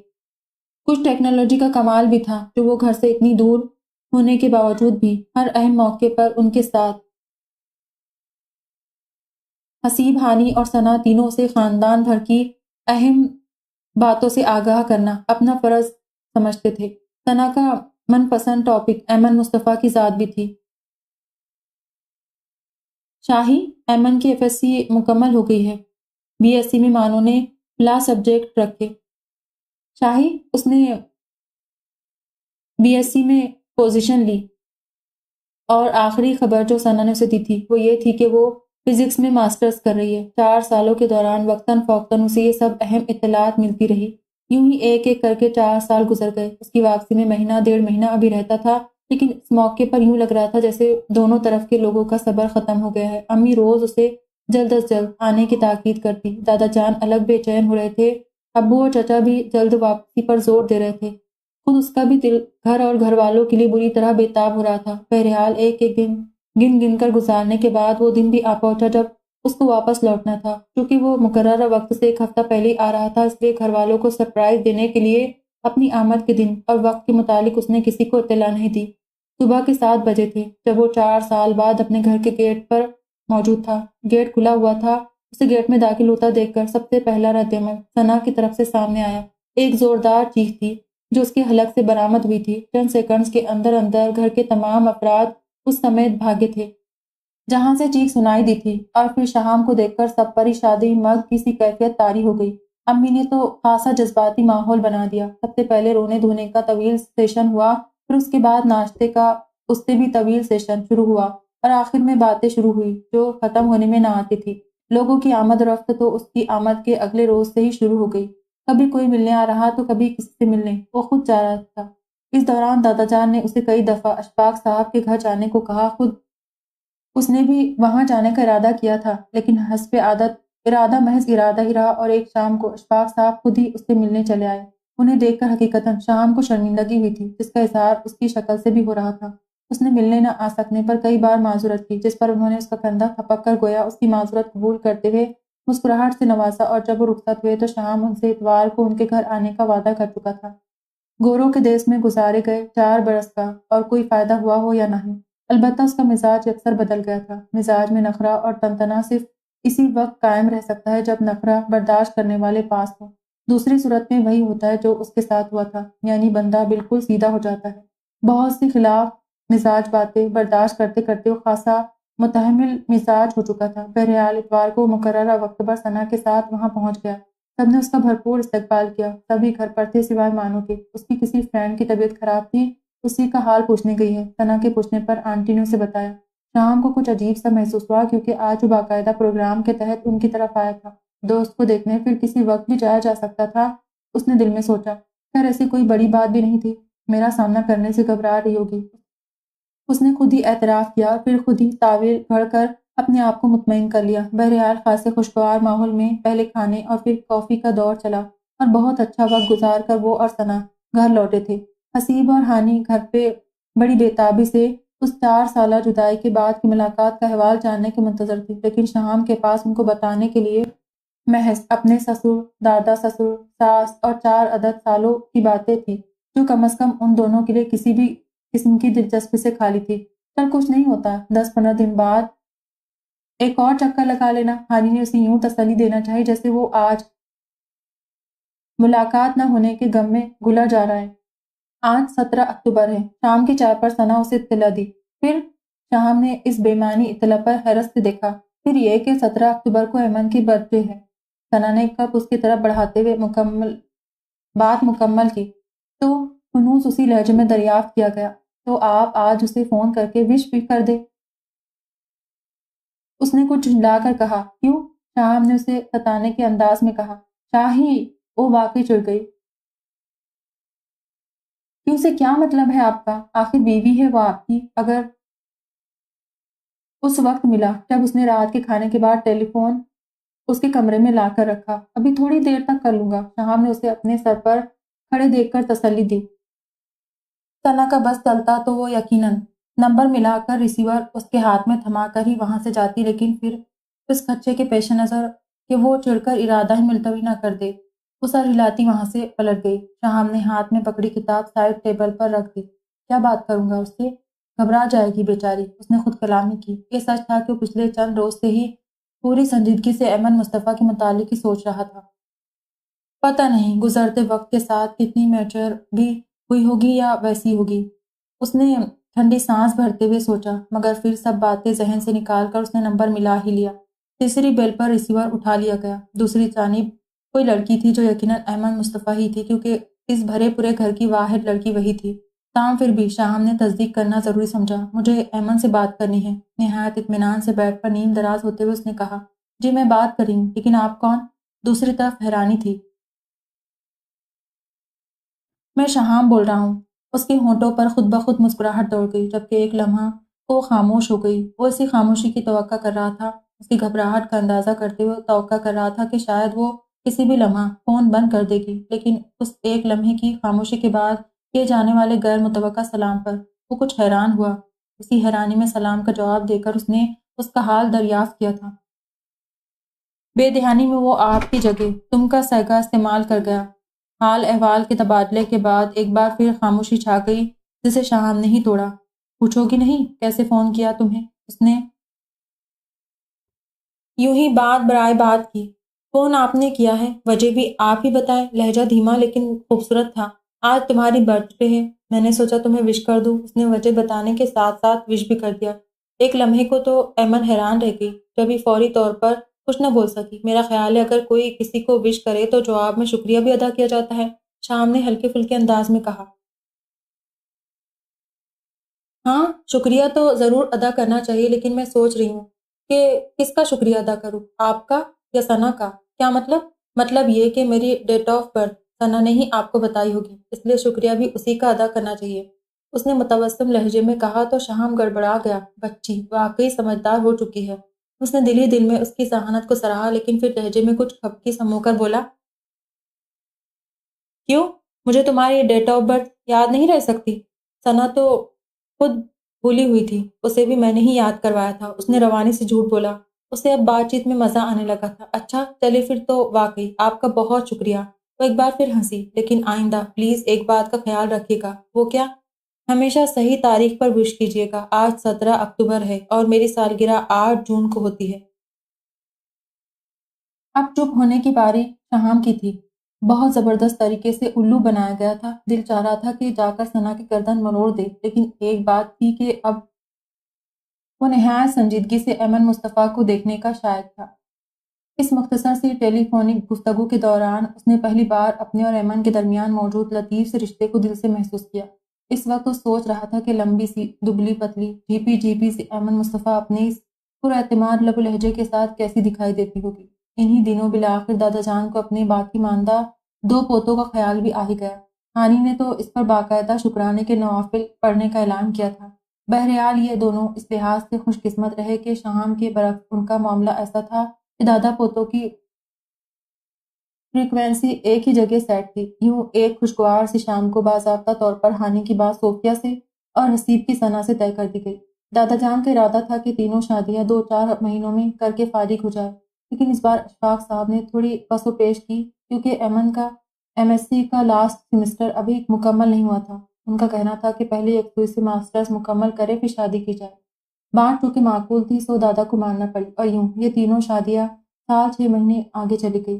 شہام اور حسیب پر تو اس سے کوئی خاص فرق نہیں پڑا، البتہ ہنی کو یہ سب کچھ نہایت گرا گزرا۔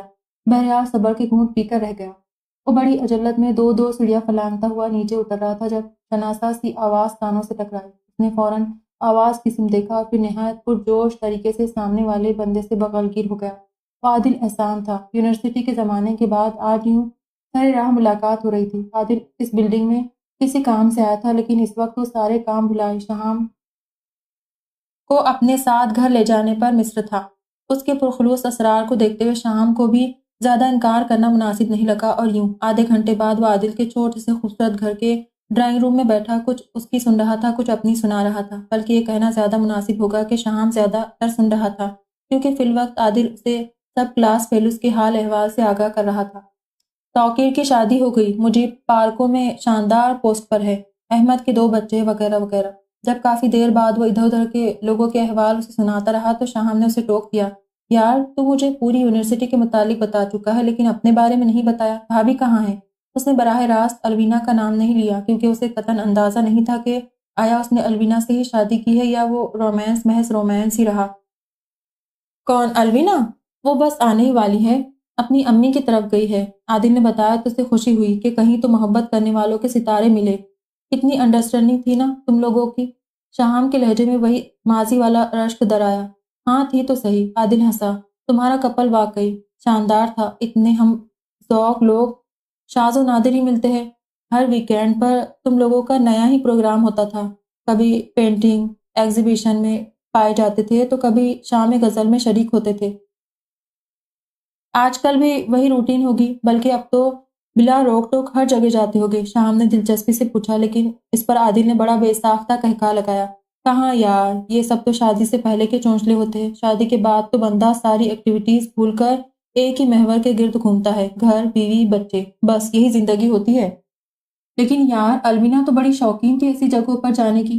ہاں تھی تو صحیح، لیکن یار شادی کے بعد بلکہ بچوں کے بعد ہوتا یہ ہے کہ کبھی فرصت کے چند لمحات میسر آئے تو کبھی امی کے گھر جانے کی فرمائش ہوتی ہے، جہاں سسرال والوں کے اگلے پچھلے سارے گلے شکوے سنا کر لڑکیاں پھر سے فریش ہو جاتی ہے، یا پھر بچوں کو لے کر کسی پلے لینڈ کا پروگرام بنتا ہے کہ وہی اب ہماری اصل تفریح ہے۔ اب سوچ ذرا کہ 2 بچوں کے ساتھ کسی شام غزل میں شرکت کرے تو وہاں بچے اپنے وہ راگ شروع کریں گے کہ ساری محفل اصل غزل چھوڑ کر ہماری غزلوں کے مختہ مطالعہ پر سر دھننے لگے گی۔ وہ خود ہی اپنی بات کا لطف لیتے ہوئے ہنس دیا۔ اچھا چل چھوڑ یہ خالی کھولی باتیں، اس وقت تو تجھے اپنے ہاتھ کی بنی ہوئی شاندار سی چائے پلاتا ہوں۔ اٹھ کر کھڑا ہوا۔ شادی کا سب سے بڑا فائدہ یہی ہوتا ہے کہ بندے کو چائے بنانی آ جاتی ہے۔ شہام نے اسے چھیڑا۔ اسی لمحے دروازہ کھلنے کی اور پھر بچوں کے ہنسنے بولنے کی آوازیں گھر میں بلند ہونے لگی۔ میرا خیال ہے الوینا آ گئی ہے۔ اس نے اندازے کی تصدیق کے لیے باہر جھانکا۔ اسی لمحے 2 پیارے سے بچے ڈرائنگ روم میں داخل ہوئے تھے اور پیچھے پیچھے بولتی ہوئی الوینا۔ اسے ڈرائنگ روم میں کسی مہمان کی موجودگی کی توقع نہیں تھی، اسی لیے دروازے پر ہی رک گئی۔ آ جاؤ یار، دیکھو کون آیا ہے۔ عادل نے اسے رکتا دیکھ کر اندر بلایا۔ شہام کو اسے دیکھ کر گش آنے لگا۔ چند سال پہلے کی یونیورسٹی گرل الوینا اور اس وقت کی مسز الوینا عادل میں زمین آسمان کا فرق تھا۔ دبلی پتلی اسمارٹ سی الوینا اس وقت موٹاپے کی حدود میں پوری طرح قدم رکھ چکی تھی۔ گندمی رنگت والا کھلا ہوا ذرا کچھ بے رونق سا ہو رہا تھا۔ اس نے ایک نظر میں ہی سارا جائزہ لے لیا۔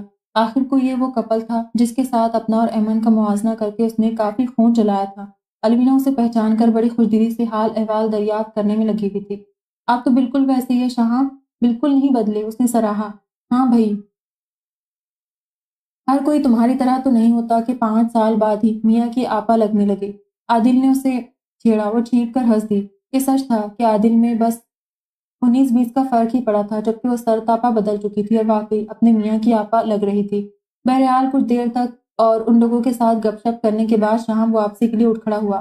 کافی دیر ہو گئی ہے، پھر کبھی آؤں گا، بلکہ اب تم لوگ آنا میرے گھر، اس نے عادل اور الوینا کی طرف سے کھانے تک رکنے کے اصرار کے جواب میں کہا۔ ہاں ہاں ضرور آئیں گے تمہارے گھر، لیکن پہلے گھر والے تو بنو۔ عادل کی وہی بات تھی، بات بات پر ہنسنے کی۔ بہرحال ایک خاصی خوش کن اور کسی حد تک حیران کن ملاقات کے بعد شام نے یہ ساری باتیں من ہانی اور حسیب کے گوشگوار کی تھی۔ جواباً ان دونوں نے دل کھول کر اس کا مذاق اڑایا، جو اپنی زندگی کے خوبصورت ترین لمحات عادل اور الوینا کو دیکھ دیکھ کر اڑتے رہنے میں ضائع کر چکا تھا۔ انہی دنوں اسے کمپنی کے کام سے اسلام آباد جانا پڑ گیا۔ پروگرام تو 1 ماہ کا تھا، لیکن وہ ہفتہ 10 دن پہلے ہی فارغ ہو گیا۔ آفس اس کو مقررہ وقت تاریخ کو ہی جوائن کرنا تھا، لہٰذا اس کا خیال تھا کہ وہ یہ باقی دن اسلام آباد اور گرد و نواح کی سیاحت میں گزارے گا، لیکن قدرت کو اس کی عیاشی کا پروگرام کچھ پسند نہیں آیا۔ جب ہی اگلے روز وہ شدید بخار کی حالت میں واپسی کا سفر کر رہا تھا، تھکاوٹ کا بخار، اس نے ہلکی پھلکی میڈیسن لے لی تھی۔ اسلام آباد سے ملتان تک کا سفر ختم ہوتے ہوتے اس کا بخار زور بھی کافی حد تک ٹوٹ چکا تھا۔ اب اسے اپنی جلد بازی پر ہنسی آ رہی تھی کہ ننھے بچے کی طرح بیمار ہوتے ہی گھر کا رخ کر لیا۔ اگر وہیں رک کر 1 آدھ دن آرام کر لیتا تو اپنے پروگرام پر عمل کر سکتا تھا۔ بہرحال شام کو 4 بجے وہ اپنے گھر کے دروازے پر کھڑا تھا۔ گیٹ چوپٹ کھلا ہوا تھا۔ اس نے گھر والوں کی لاپرواہی پر حیرانی کا اظہار کرتے ہوئے قدم اندر بڑھا دیے۔ لاؤنج میں داخل ہوتے اسے ڈرائنگ روم سے تیز تیز بولے اور ہنسی مذاق کی آوازیں سنائی دینے لگی۔ نگرائی کہہ بتا رہے تھے کہ مہمانوں کا تعلق صنف نازک سے ہے، اور یہ یقیناً ثنا کی فرینڈز تھی کہ ان کے گھر میں اگر کبھی لڑکیوں کی بارات اترتی تھی تو اس کا سب سے بڑا سبب ثنا ہی تھی۔ بیگ اور بریف کیس ایک طرف ڈال کر وہ صوفے پر ہی ڈھیر ہو گیا۔ کچھ دیر اسے اسی طرح گزری تھی، لیکن گھر میں کسی اور کی موجودگی کے آثار نہ پا کر وہ حیرانی سے ادھر ادھر دیکھتا اٹھ کھڑا ہوا۔ لگتا ہے گھر پر کوئی نہیں ہے، ورنہ اس وقت تو سب لوگ لاؤنج کو ہی آباد رکھتے ہیں۔ چائے کی نوٹ ڈھیلی کرتے اس نے سوچا۔ کچن سے کھٹر پٹر کی آوازیں آ رہی تھی۔ ثنا غالباً کچن میں تھی۔ اس نے کچن کا ہی رخ کیا۔ کچن میں چائے کو دم کرتی ثنا تو اسے نظر آ ہی رہی تھی، لیکن اس کے دائیں جانب ایک اور ہستی بھی تھی جو بڑے مصروف سے انداز میں ٹرے میں پلیٹیں سیٹ کرتے ہوئے ثنا کے ساتھ محو گفتگو تھی۔ کتنی بے تکلف دوستیں ہیں، تمہاری آتے ہی فرمائشی لسٹ پیش کر دی۔ اس نے ہنستے ثنا کی دوستوں پر تبصرہ کیا۔ اگر میں تمہارا جملہ یوں ہی اندر جا کر نشر کر دوں تو میری دوستیں پتہ ہے کیا کہے گی؟ کیا کہے گی؟ کہے گی ثنا تمہاری بھابھی تو بڑی تیز ہے، ابھی سے تمہاری دوستوں کے کھانے پینے پر نظر رکھ رہی ہے، بعد میں تو ہمیں گھر میں داخل ہی نہیں ہونے دے گی۔ ثنا بھی جواباً اسے چھیڑ رہی تھی۔ اچھا، اور تمہیں نہیں کہے گی کہ تم کتنی بدلحاظ نند ہو؟ میں نے تو مروت میں اپنی خدمات پیش کی تھی اور تم مجھے سچ مچ کچن میں گھسیٹ لائی اور 2 گھنٹوں سے اپنے ساتھ کام میں لڑکا رکھا ہے۔ مجھے تو ابھی سے اپنے مستقبل کا اندازہ ہو رہا ہے کہ 24 میں سے 18 گھنٹے میرے کچن میں ہی گزارا کرے گی۔ بھائی میں تو بہت سیدھی سادی ہوں، مجھے کیا پتا تھا کہ تم نے یہ آفر پورے خلوص سے کی تھی یا محض مروتاً؟ ثنا نے اتنے اسٹائل سے کہا کہ ایمن کے ساتھ ساتھ اسے خود بھی اپنے انداز پر ہنسی آ گئی۔ جی نہیں، سیدھی تو میں ہوں جو اتنی جلدی تمہاری ہر بات مان لیتی ہوں۔ صبح صبح فون کر دیا کہ مانو پلیز، سب لوگ سخاوت انکل کے گھر گئے ہیں، میں اکیلی گھر پر بور ہو رہی ہوں تو آ جاؤ، اور میں نے فوراً امین کو پکڑا اور آدھے گھنٹے میں تمہارے پاس۔ وہ دونوں اپنی سادگی کا مقابلہ کر رہی تھی۔ اصل بات بتاؤ محترمہ ایمن شہام صاحبہ، آج جو آپ اتنی آسانی سے چلی آئی ہے تو اس کی سب سے بڑی وجہ یہ ہے کہ آپ کو شاہی کی عدم موجودگی کا بخوبی علم تھا، ورنہ جب سے شاہی آئے ہیں آپ ایک بار بھی نہیں آئے۔ ثنا نے اسے گویا اطلاع فراہم کی تھی۔ میں کیا ڈرتی ہوں شاہی سے؟ ایمن برا مانتے ہوئے بولی، اور عین اسی لمحہ وہ الماری سے کچھ نکالنے کے لیے پلٹی اور پھر ساکت رہ گئی۔ ثنا نے اس کی ایک دم خاموشی پر گردن موڑ کر دیکھا اور پھر چیخ ماری، شاہی کب آئے؟ یار تم چیختی بہت ہو۔ ابھی آیا ہوں۔ اس کے چیخنے سے گڑبڑا گیا۔ دوسری طرف ایمن حقیقتاً حیران و پریشان بلکہ پشیمان کھڑی تھی۔ اتنی دیر سے وہ اور ثنا کتنی اوٹ پٹانگ باتیں کر رہی تھی۔ اس پر گھڑوں پانی پڑ گیا۔ اتنے طویل عرصے بعد ہونے والی ملاقات واقعی زبردست تھی اور خفہ سے سرخ پڑ رہی تھی۔ شام نے دلچسپی سے اس کے اس روپ کو دیکھا، لیکن پھر زیادہ پریشان کرنا مناسب نہیں سمجھا، سو ثنا کو چائے کا کہتے ہوئے اپنے کمرے میں چلا گیا۔ موڈ ایک دم سے خوشگوار ہو گیا تھا۔ شاور لے کر فریش ہونے کے بعد اس نے چائے پی کر تھکن اتاری اور پھر باقی ماندہ تھکن اتارنے کے لیے بستر پر دراز ہو گیا۔ لیٹتے اس کی آنکھ لگ گئی۔ پھر ثنا نے آ کر اٹھایا تھا۔ امی وغیرہ آ چکی تھی، سب کو اس کی آمد کا پتہ چل چکا تھا، اس لیے کمرے سے باہر نکلتے سوالوں کی بوچھاڑ ہو گئی۔ وہ تفصیلاً اپنے سفر کی داستان سنانے لگا۔ امی کافی دیر ہو گئی ہے، ایمن کو گھر چھوڑنے جانا ہے۔ ثنا اسی وقت کمرے میں داخل ہوئی۔ ہاں واقعی کافی دیر ہو گئی، دادا نے بھی تائید کی۔ ہاں بیٹا میں چلوں چھوڑنے؟ انہوں نے ثنا کے پیچھے کھڑی مانو سے یوں استفسار کیا جیسے اس کے کہتے ہی دادا اپنی مرسڈیز نکال لیں گے۔ حالانکہ دادا کو اپنی پوری زندگی میں سائیکل سے لے کر گاڑی تک کوئی سواری بھی چلانی نہیں آئی۔ شہام اور ثنا دونوں کو ہی ہنسی آ گئی، جبکہ ایمن بڑی فرمانبرداری سے سر ہلاتے رضامندی دے رہی تھی۔ دادا آپ تو رکشہ پر ہی چھوڑنے جائیں گے؟ ثنا نے ہنستے ہوئے انہیں چھیڑا، جس پر دادا بھی ہنس دیے۔ ہاں واقعی یہ تو میں بھول ہی گیا تھا کہ گاڑی کیسے چلاؤں گا۔ وہ مذاق میں خود بھی شریک ہوئے۔ ہانی اور حسیب نہیں آئے ابھی تک۔ وہ شہام کو اس خدمت کی انجام دہی سے دور رکھنا چاہ رہے تھے، لیکن قسمت آج اس کا ساتھ دے رہی تھی، کیونکہ اس کے علاوہ کوئی اور ڈرائیور فی الوقت گھر پر موجود نہیں تھا، لہٰذا دادا کو شہام سے مدد لیتی ہی بنی۔ ثنا ان کو سیاف کرنے فوج تک آئی۔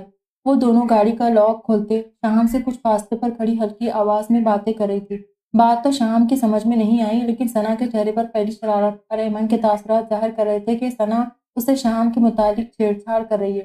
گاڑی میں بیٹھ کر ایمن کی فرنٹ ڈور کھولتے ہوئے شام نے ایک سرسری نظر اس پر ڈالی۔ بظاہر پر اعتماد نظر آنے کی کوشش کرتی وہ ثنا سے مل کر اس کے برابر آ بیٹھی۔ گاڑی مین روڈ پر لاتے ہی اس کا دماغ تیزی سے کام کرنے لگا۔ یہ پہلا موقع تھا جو اپنے شادی سے پہلے کے طویل لیکن بور پیریڈ میں کچھ رنگ بھر سکتا تھا۔ کچھ دن پہلے حسیب ہانی کی کلیکشن کی بڑی تعریف کر رہا تھا۔ کیسٹ پلیئر کی طرف دیکھتے ہی اس کے ذہن میں دھماکہ ہوا۔ سنا تھا ایسے موقعوں پر گانے وہ کام کر جاتے ہیں جو ہیرو کی زبان کئی گھنٹوں میں نہیں کر سکتی۔ یہی سوچ کر اس نے کیسٹ پلیئر آن کیا تھا، لیکن ہانی کی اچھی کلیکشن نے اس کی ساری امیدوں پر پانی پھیر دیا۔ چھنوں کی آنکھ فل میوزک کے ساتھ شروع ہو چکا تھا۔ اس نے گھبرا کر کیسٹ پلیئر ہی آف کر دیا۔ ایمن کے ہونٹوں پر پہلی دفعہ ہلکی سی مسکراہٹ ابھری تھی۔ اب کیا جائے؟ اسٹرنگ پر ہاتھ رکھے شہام نے مزید سوچنا شروع کیا۔ ایک چیز کا تو اسے اندازہ ہو گیا تھا کہ رومانس کرنا اور ڈائیلاگ بولنا کس قدر مشکل کام ہے۔ وہ دل میں ان لوگوں کی ہمت کو داد دے رہا تھا جو یوں دن دہاڑے کئی لڑکیوں سے بیک وقت رومانوی ڈائیلاگ یوں فر بولتے ہیں جیسے میڈیکل ریپ۔ کسی ڈاکٹر کے سامنے بیٹھا اپنی کمپنی کی تیار شدہ ادویات کی خصوصیات گنوا رہا ہو، جبکہ وہ اپنی منکوہا سے کوئی بات نہیں کر پا رہا تھا۔ وجہ یہ نہیں تھی کہ وہ ایمن سے بات کرتے گھبرا رہا تھا، بلکہ سچی بات کہ اس کی سمجھ میں ہی نہیں آ رہا تھا کہ وہ کہاں سے بات شروع کرے۔ بہرحال ایک موقع قدرت نے اسے اس وقت مہیا کر دیا جب اس کی گاڑی سگنل کھلنے کے انتظار میں رکی ہوئی تھی۔ نہ جانے کہاں سے گاڑیوں کے درمیان سے راستہ بناتا ایک چھوٹا سا لڑکا گجرے اٹھائے ان کی گاڑی تک آیا۔ وہ ادھر ادھر دیکھتا، اس بچے کی مردم شناس نگاہوں کی داد دیے بغیر نہ رہ سکا، کیونکہ اس کے اطراف میں ایک موٹر سائیکل پر ایک مردم بیزار سا شخص ایک بیوی اور 4 بچوں کے ہمراہ سوار تھا۔ اس کے موڈ سے لگ رہا تھا کہ یا تو وہ بیوی کو میکے سے لے کر جا رہا ہے یا وہاں سے لے کر آ رہا ہے۔ اس سے پیچھے ہی ایک اور موٹر سائیکل پر ایک نوجوان لڑکا اور لڑکی بیٹھے تھے۔ لڑکی کے ہاتھ میں کتابیں تھیں اور وہ دونوں کی شکلوں میں اتنی مماثلت تھی کہ وہ 4 گز دور سے بھی بہن بھائی لگ رہے تھے۔ 2 گاڑیاں ایسی تھیں جن میں آفس سے لوٹتے تھکے ہارے مرد حضرات تھے۔ ایسے میں شہام اور ایمن ہی ایسے تھے جو گجرے خریدنے کے صحیح حقدار لگ رہے تھے۔ شہام نے بچے کی امیدوں کو توڑنا مناسب نہیں سمجھا اور گجرے خرید لیے۔ اس نے ایک نظر ایمن پر ڈالتے ہوئے اسے گجرے تھمائے اور ایمن نے بھی چپ چاپ لفافہ لے کر گود میں رکھ لی۔ لا حول ولا قوت۔ وہ جھلایا۔ یہ پہلی لڑکی تھی جس نے اتنی خاموشی سے اپنے شوہر سے پہلی مرتبہ گجرے وصول کیے تھے۔ یہ گجرے پہننے کے لیے ہوتے ہیں، انہیں پہن لو، اچھے لگیں گے۔ میں نے مخلصانہ مشورہ دیا۔ جی اچھے تو لگیں گے، لیکن مجھے ان سے الرجی ہوتی ہے۔ اس نے بھی سادگی سے جواب دیا۔ لو جی، قصہ ہی ختم۔ اب آگے الرجی کی تفصیلات اور ممکنہ ادویات پر ہی بات ہو سکتی تھی۔ 2 کام اس کے بس میں تھے جو وہ کر بھی رہا تھا۔ ایک تو اس نے شارٹ کٹ کے بجائے لمبا روڈ منتخب کیا اور گاڑی کی سپیڈ بھی مناسب یعنی ذرا کم ہی رکھی۔ اس سے پہلے وہ کوئی اور تجویز ڈھونڈتا ڈیش بورڈ پر رکھے موبائل کی میوزیکل بیل نے گاڑی کی رفتار فضا میں ارتعاش پیدا کیا۔ شہام نے موبائل آن کرتے ہوئے کان سے لگایا، دوسری طرف ہانی تھا۔ اس کا مطلب تھا کہ وہ گھر پہنچ چکے تھے اور ثنا نے انہیں پورے قصے سے آگاہ بھی کر دیا۔ کہاں ہو یار؟ اس نے بڑے پرشوق انداز میں دریافت کیا۔ گاڑی میں۔ شہام اس مداخلت پر جھنجلایا۔ اور گاڑی کہاں ہے؟ سوال کرنے والا بھی ہانی تھا۔ سڑک پر۔ ایک اور مختصر جواب۔ اوہ اچھا، واقعی آپ کی گاڑی سڑک پر ہے، ہم تو سمجھے تھے کہ آپ ہوا میں گاڑی چلاتے ہیں۔ ہانی نے بے تکی بات کی۔ تم نے کس لیے فون کیا ہے؟ شہام نے اس کی بات نظر انداز کرتے ہوئے پوچھا۔ ہم نے آپ کا حال احوال معلوم کرنے کے لیے فون کیا ہے۔ فون اب حسیب کے ہاتھ میں منتقل ہو گیا تھا۔ اچھا، اب معلوم ہو گیا نا میرا حال، اب فون بند کرو۔ شہام نے بظاہر بڑے سکون سے نصیحت کی۔ یار تیرے لہجے سے تو لگ رہا ہے کہ جیسے تیرے آس پاس کا موسم کچھ اچھا نہیں ہے۔ کیا ہوا؟ ایمن ناراض ہے کیا؟ اس نے بڑے خلوص سے پوچھا۔ اچھا چل یہ بتا کہ ابھی کیا بات کر رہے تھے؟ اس نے جواب کا انتظار کیے بغیر ہی سوال کی نوعیت میں تبدیلی کی۔ میں امریکہ کے صدارتی انتخاب کے بارے میں بات کر رہا تھا، اس نے کہا تو ایمن نے حیرانی سے اس کی طرف دیکھا۔ دوسری طرف سے حسیب نے بھی ریسیور کو گھورا تھا۔ تو کس کے ساتھ باتیں کر رہا ہے؟ اس نے بے یقینی سے پوچھا۔ کس سے کر سکتا ہوں؟ ایمن سے؟ بس پھر مجھ سے کیا پوچھ رہا ہے؟ شام کافی تحمل مزاجی کا مظاہرہ کر رہا تھا۔ اس سے پہلے کیا بات ہو رہی تھی؟ اس نے ڈوبتے لہجے میں پوچھا۔ اس سے پہلے کھیلوں پر تبصرہ۔ شام کو اب اس کی حالت کا تصور کر کے مزہ آنے لگا۔ اچھا، اسے گشت سا آنے لگا۔ یہ بھی بتا دو اب آگے کیا باتیں کرو گی؟ بہت سی باتیں ہیں، ابھی تو عراق وار سے پیدا ہونے والے مسائل کا جائزہ لینا ہے، پھر تہذیبوں کے تصادم پر بات ہوگی اور اس کے بعد اولمپکس میں سلور میڈل کو بھی ڈسکس کرنا ہے۔ اس نے پوری سنجیدگی سے جواب دیا۔ اچھا ایسا کرنا یار، لگے ہاتھوں تھرڈ ورلڈ کنٹریز کی حالت زار اور WTO کے یا دنیا کے معاشی افق پر اثرات پر بھی بات کر لینا۔ ان باتوں کے لیے اتنا سنہری موقع پھر کب نصیب ہوگا؟ حسیب جل کر بولا۔ ٹھیک ہے، جو حکم آپ کا۔ اب آپ ذرا فون بند کر دیں، باقی تفصیلات میں گھر آ کر بتا دوں گا۔ نے فون بند کرتے ہوئے کہا تھا۔ حسیب اور ہانی تھے۔ شہام نے ایمن کو گویا اطلاع فراہم کی تھی۔ پوچھ رہے تھے اس وقت میں تم سے کیا باتیں کر رہا ہوں۔ موبائل واپس ڈیش بورڈ پر ڈالتے ہوئے اس نے بتایا۔ پھر آپ نے غلط کیوں بتایا؟ ایمن کو اتنی حیرانی ہو رہی تھی کہ اس نے پوچھ ہی لیا۔ اور کیا کہتا یار کہ گزشتہ 20 منٹ کے دوران ہم نے کوئی ایسی قابل ذکر بات نہیں کی جو انہیں بتائی جا سکتی۔ اس نے کچھ جھنجلا کر کہا تو ایمن کو ہنسی آ گئی۔ اب تم کیوں ہنسنے لگی؟ وہ ایک دم سے خفا ہوا۔ آپ بات ہی ایسے کر رہے؟ وہ ڈر گئی تھی۔ اچھا پھر تم ہی بتا دو کہ کیسی باتیں کرنی چاہیے۔ اس نے ذرا سا رخ موڑ کر ایمن پر نظر ڈالی۔ مجھے نہیں پتا، آپ بس گاڑی کی اسپیڈ بڑھا دیں، سائیکلیں بھی ہمیں اوورٹیک کر کے آگے جا رہی ہے۔ اس نے مبالغہ آمیز کرتے ہوئے شہام کی توجہ اسپیڈ کی طرف مبذول کروائی۔ نیور مائنڈ، تم فی الحال یہ بتاؤ کہ آئس کریم میں کون سا فلیور پسند ہے؟ شہام نے اسپیڈ بڑھانے کے بجائے گاڑی سیدھی ایک آئس کریم پارلر کے آگے لے جا کر روک دی۔ اور پلیز اب آئس کریم سے بچنے کے لیے بھی کوئی طبی جواز نہ پیش کرنا۔ شہام نے کتنا درست اندازہ لگایا تھا، وہ چیپ گئی۔ کون سا فلیور پسند ہے؟ چاکلیٹ۔ اس نے شرافت سے پسند بتا دی۔ دیٹس گڈ، اس کا مطلب ہے کہ مستقبل میں کم از کم آئس کریم پر تو اختلاف رائے کا کوئی مسئلہ نہیں ہوگا، کیونکہ مجھے بھی یہی پسند ہے۔ وہ مسکرایا۔ مجھے معلوم ہے، وہ ہلکی سی آواز میں بولی تھی۔ اچھا وہ کیسے؟ ثنا نے ہی بتایا ہوگا۔ اس نے خود ہی قیاس آرائی کی۔ نہیں، ثنا نے تو نہیں بتایا۔ اس نے نفی میں گردن ہلائی۔ اچھا پھر تمہیں خود ہی معلوم ہو گیا؟ یعنی صحیح کہتے ہیں کہ دل کو دل سے راہ ہوتی ہے۔ شام اسے بولنے پر اکسا رہا تھا۔ جی نہیں، اس نے فوری تردید لازمی سمجھی۔ باہر جانے سے پہلے ایک دفعہ آپ گھر آئے تھے، اس دن کھانے کے بعد آئس کریم کھاتے ہوئے آپ فراز بھائی کو بتا رہے تھے تو میں نے سنا تھا۔ اس نے کچھ جھجکتے ہوئے اپنا سورس آف انفارمیشن بتا دیا۔ ویری نائس، کافی پرانی بات یاد رکھی ہے تم نے۔ شام ازحد متاثر نظر آنے کی کوشش کر رہا تھا۔ اچھا اور بتاؤ کیا کیا جانتی ہو میری پسند و ناپسند کے بارے میں؟ آئس کریم کا آرڈر دے کر وہ دوبارہ اسی موضوع پر آیا۔ بس یہی پتا تھا۔ ایما نے دامن بچانا چاہا۔ اچھا لیکن ثنا تو کہہ رہی تھی کہ اس نے میرے متعلق تمہیں خاصا بلیف کر رکھا ہے۔ اس نے یہی ہوا میں تیر چلایا جو ٹھیک نشانے پر جا لگا۔ ثنا کا یوں راز افشا کر دینے کا سن کر ایمن کچھ متذبذب ہو گئی۔ ہاں کچھ خاص نہیں، بس یہی ہلکی پھلکی باتیں بتائی تھی۔ میں وہی ہلکی پھلکی باتیں جاننا چاہ رہا ہوں تاکہ اگر ثنا کسی بات کی مکمل وضاحت نہ کر سکی ہو تو اس کمی کو میں آج پورا کر دوں۔ آئس کریم کھاتے ہوئے وہ مزے سے بول رہا تھا اور اس نے یہ بتایا تھا کہ آپ کو کوفتے اور بریانی پسند ہے، بھنڈی ناپسند ہے، میٹھا آپ کم کھاتے ہیں، چائے کی نسبت کافی اچھی لگتی ہے، اور بس یار بس، یہ سارے کھانے پینے سے متعلق انفارمیشن دینے کے علاوہ ثنا نے اتنے سالوں میں کوئی ڈھنگ کی بات نہیں بتائی۔ شاہام نے گھبرا کر اس کی بات کاٹی، ورنہ کچھ بعید نہیں تھی کہ اشیاء خورد و نوش کی پسند اور ناپسند کی فہرست طویل تر ہو جاتی۔ اور آپ کو کانفیڈنٹ اور میچور لڑکیاں اچھی لگتی ہے۔ گھبرا کر وہ کھانے پینے سے ڈائریکٹ لڑکیوں تک کہاں پہنچی؟ اس کی بات سن کر شاہام کے لبوں پر پھیلنے والی مسکراہٹ بڑی جاندار تھی۔ آپ ہنس کیوں رہے؟ وہ کچھ خفگی سے بولی۔ آپ بات ہی ایسی کرتی ہے۔ شاہام نے کچھ دیر پہلے کہ اس کے الفاظ اسی کو لوٹائے تو خجل ہو گئی۔ ایک بات بتاؤں؟ اس نے تجسس پیدا کرنا چاہا۔ مجھے واقعی کانفیڈنٹ اور میچور لڑکیاں اچھی لگتی تھی، لیکن آج ایک احمق سی لڑکی بھی اچھی لگ رہی ہے۔ شاہام نے شرارت سے اسے دیکھ کر کہا۔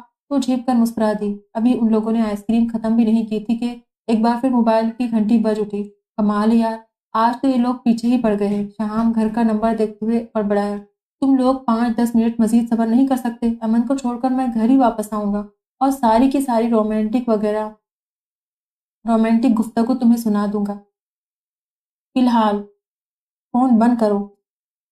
اس نے ان لوگوں کی اس بے وقت مداخلت سے بدمزہ ہو کر انہیں ڈپٹا۔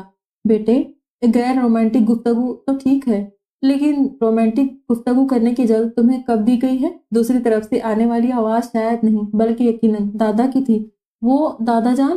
آپ، میں سمجھا تھا ہانی وغیرہ ہے۔ تم اب تک ایمن کے گھر نہیں پہنچے؟ دادا جان نے اس کی وضاحت نظر انداز کرتے ہوئے تفتیشی انداز اختیار کیا۔ جی بس گھر کے قریب ہی ہوں، اس نے دادا کو جواب دیتے ہوئے ایمن کو گھورا جو مسکراہٹ روکنے کی کوشش میں ناکام ہو رہی تھی۔ بیٹا، اگر تم پر اعتماد کر ہی لیا گیا ہے تو ذرا اس پر پورا اترو۔ گاڑی کی سپیڈ بڑھاؤ اور اونگے بونگے راستوں پر گاڑی دوڑانے کے بجائے سیدھے سیدھے چلو، دادا جان نے اتنی وثوق سے کہا تھا جسے وہ بھی گاڑی میں ہی تشریف فرما ہو۔ دادا بظاہر تو سنجیدہ تھے، لیکن شام اندازہ کر سکتا تھا کہ پوتے کے راہ راست پر آ جانے سے وہ کس قدر خوشی محسوس کر رہے تھے۔ بہرحال ان کی ہدایت کو مقدم جانتے ہوئے جلدی جلدی آئس کریم ختم کی اور پھر چند ہی منٹوں میں اس کی گاڑی مصطفیٰ لاڈج کے بڑے سے سفید گیٹ کے آگے رکی تھی۔